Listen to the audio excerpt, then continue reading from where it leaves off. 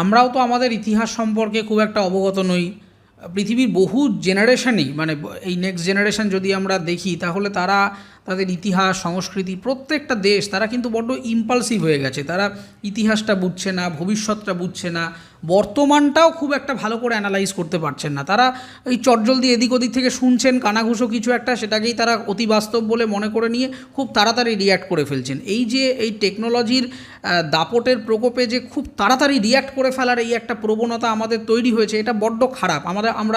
আমি বিশ্বাস করি যারা এরকম ভুলভাল মন্তব্য করেছেন তাদেরকে হয়তো ঠান্ডা মাথায় বোঝালে বা তারা যদি নিজেরা একটু ভাবতেন 10 মিনিট, তারা নিশ্চয়ই এটা করতেন না। তারা বুঝতেন যে এটা অন্যায় হচ্ছে, অন্য একটা জাতি ধর্মকে অপমান করা হচ্ছে। ঠিক একই রকমভাবে আমার মনে হয় যে এইটাকে এন্ডোর্স করা যায় না। আমরাও অনেক ক্ষেত্রে অনেক রকম কুরুচিকর মন্তব্য করে ফেলি।